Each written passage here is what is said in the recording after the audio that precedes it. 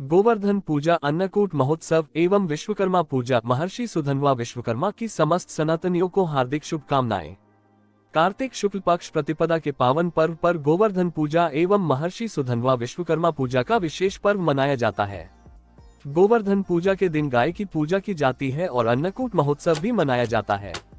मान्यता यह है कि इस दिन घर के आंगन में गोबर से गोवर्धन पर्वत बनाना चाहिए। इसके बाद इन्हीं गोवर्धन भगवान की पूजा भी की जानी चाहिए। वैसे विश्वकर्मा पूजा कन्या संक्रांति के दिन होती है और विश्वकर्मा प्रकट दिवस माघ शुक्ल त्रयोदशी के दिन होता है। लेकिन दीपावली के अगले दिन गोवर्धन पूजा के दिन एक और विश्वकर्मा स्वरूप ऋषि के पूजन के कारण विश्वकर्मा पूजा भी मनाई जाती है। पंडित रामनयन शर्मा द्वारा रचित भगवान विश्वकर्मा प्रमाणिक परिचय नामक पुस्तक में इस दिन महर्षि सुधन्वा विश्वकर्मा का अवतार के नाम से वर्णित है। वैसे इस दिन भी कई मान्यताएं हैं। शास्त्रों में एक कथा के अनुसार और कई विद्वानों द्वारा यह वर्णित है कि महर्षि सुधन्वा समुद्र मंथन से उत्पन्न हुए थे, लेकिन शास्त्रीय आधार पर ब्रह्मा के पुत्र अंगिरा, अंगिरा के पुत्र अथवा पुत्र धिष्णु और धिष्णु के पुत्र महर्षि सुधन्वा हुए। गोवर्धन पूजा को अन्नकूट की पूजा भी कहा जाता है। इस दिन नए अनाज का भोग लगाया जाता है। भगवान के लिए 56 भोग बनाया जाता है। मान्यता यह है कि अन्नकूट महोत्सव मनाने से मनुष्य को लंबी आयु प्राप्त होती है, इसलिए इस दिन का विशेष महत्व बढ़ जाता है। इस दिन केवल गाय के गोबर की नहीं बल्कि गाय, बैल, बछड़ों की भी पूजा किए जाने का विधान है। शास्त्रों की माने तो अगर गोवर्धन पूजा के दिन गाय का पूजन किया जाए तो व्यक्ति के सभी पाप नष्ट हो जाते हैं, साथ ही व्यक्ति को मोक्ष की प्राप्ति होती है। गोवर्धन पूजा को खासतौर पर उत्तर भारत में मनाया जाता है। पौराणिक कथाओं के अनुसार इस दिन भगवान श्री कृष्ण ने इंद्र के प्रकोप से गोकुल वासियों को बचाने के लिए अपनी सबसे छोटी उंगली पर गोवर्धन पर्वत उठाया था। श्री कृष्ण ने ऐसा कर देवराज इंद्र का इसके बाद से ही गोवर्धन पर्वत की पूजा करने की परंपरा आरंभ हुई थी। इसी दिन विशेष रूप से सुधन्वा विश्वकर्मा पूजा का भी एक महत्व है, जो दीपावली लक्ष्मी पूजन के अगले दिन गोवर्धन पूजा के दिन ही होती है। विश्वकर्मा उपाधि धारक देवता एवं ऋषि कई हुए हैं। इस दिन विश्वकर्मा में महर्षि सुधन्वा की पूजा की जाती है। महर्षि सुधन्वा भगवान रामचंद्र जी के धनुर्विद्या आचार्य थे। इसके प्रमाण वाल्मीकि रामायण 2/114 से प्रमाणित हैं। इन्हें विश्वकर्मा की उपाधि भी प्राप्त थी। इनके 3 पुत्र हुए महान रथकार ब्राह्मण थे, जिनके नाम ऋभु, विम्भा और वाज थे, जिनको वेदों में मूल रूप से ऋग्वेद में देवता की उपाधि प्राप्त है। इन्होंने अपने ब्रह्मशिल्प विद्या से अनेकों प्रकार के दिव्य विमान बनाए, जो पृथ्वी, जल और आकाश पर समान रूप से विचरण करते थे। इन रथकार ब्राह्मणों ने अनेकों प्रकार के दिव्य शिल्प की रचनाएं की हैं। ऋषि सुधन्वा, जो विश्वकर्मा ऋषि कहे जाते हैं, उनके बारे में शास्त्रों में प्रमाणिक विवरण भी है। ये अथर्ववंशी धिष्णु पुत्र सुधन्वा विश्वकर्मा है, जो अथर्ववेद के प्रकांड विद्वान थे। ये ब्रह्मर्षि अंगिरा कुल के थे, जो अथर्ववेद के कर्ता है। ब्रह्म ऋषि अंगिरा के हृदय में ही अथर्ववेद का ज्ञान प्रकट हुआ था। अथर्ववेद को ही ब्रह्मवेद कहते हैं। अथर्ववेदी ब्राह्मणों को ही यज्ञ में ब्रह्मा अर्थात सर्वोच्च पद का अधिकार है। अथर्ववेद का उपवेद अर्थवेद है, जिसे शिल्प वेद भी कहते हैं, जिसका प्रमाण शंकीय चरणव्यूह से सिद्ध हो जाता है, जो निम्न है।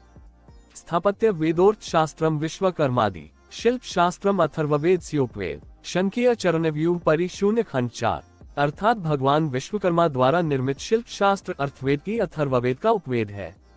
समस्त शिल्पी ब्राह्मण ब्रह्मशिल्प विद्या से निर्माण के साथ साथ कर्मकांड करते हुए अथर्ववेदी विश्वकर्मा ब्राह्मण कहलाते हैं। इन्हें विश्वकर्मा वैदिक ब्राह्मण भी कहा जाता है। इन ब्रह्मशिल्पी ब्राह्मणों के वेद शास्त्रों में अनेकों प्रमाण है।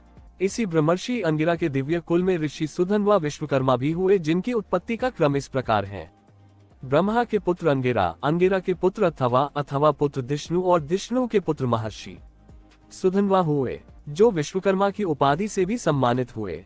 इनकी उत्पत्ति विवरण ब्रह्मांड पुराण एवं वायु पुराण में वर्णित है। पथ्या च मानवी कन्या तिस्रो भार्याह्यथर्वण तारांकन अथवंस्तु दयादास्तासु जाता कुलोद्वहा तारांकन 2:1.103 धृष्णे पुत्र सुधन्वा तु ऋषभज सुधन्वन तारांकन रथकारा स्मृता देवा ऋभवो ये परिश्रुता तारांकन 2:1.107 ब्रह्मांड पुराणम मध्य भाग अध्याय 1 श्लोक 103-107 अर्थात मानवी की पुत्री पथ्या अथर्व की पत्नी थी। उससे अथर्व के पुत्र उत्पन्न हुए और वे राजवंश के नेता बन गए। धिष्णु के पुत्र सुधन्वा हैं। उन्हें ऋषभ और सुधन्वन के नाम से भी जाना जाता है। उन्हीं सुधन्वा के 3 पुत्र ऋभु, विभु एवं वाज, जो रथकार थे, उन्हें ऋभु देवताओं के नाम से पुकारा जाता है। पथ्या च मानवी कन्या तिसरो भार्यास्त्वथर्वणः।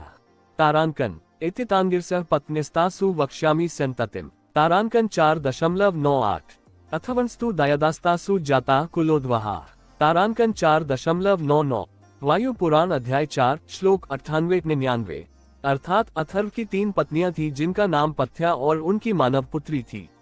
अब मैं अंगिरस अथर्व की इन पत्नियों के वंशजों का वर्णन करूंगा। उससे अथर्व के पुत्र उत्पन्न हुए और वे राजवंश के नेता बन गए। दिष्णु पुत्रा सुधन्वान ऋषभच सुधन्वनः। तारांकन 4.102 रथकारा स्मृता देवा ऋषयो ये परिश्रुता। तारांकन 4.103 वायु पुराण अध्याय 4 श्लोक 102-103। अर्थात विष्णु के पुत्र सुधन्वा हैं। उन्हें ऋषभ और सुधन्वन के नाम से भी जाना जाता है। उन्हीं सुधन्वा के 3 पुत्र ऋभु, विभु एवं वाज जो रथकार थे उन्हें ऋभु देवताओं के नाम से पुकारा जाता है।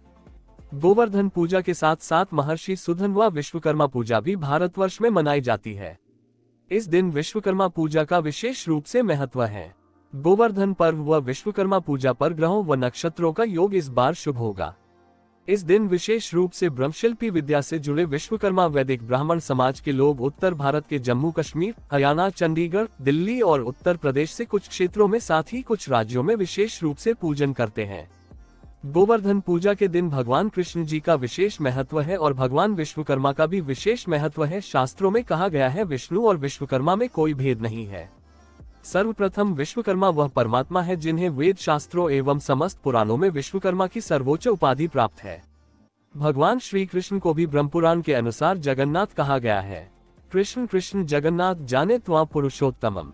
तारांकन अर्थात हे कृष्ण आप जगत के नाथ हैं, आपको पुरुषों में उत्तम जानना चाहिए। ब्रह्मपुराण रुद्रवाच -206/40 पम संतोष आचार्य।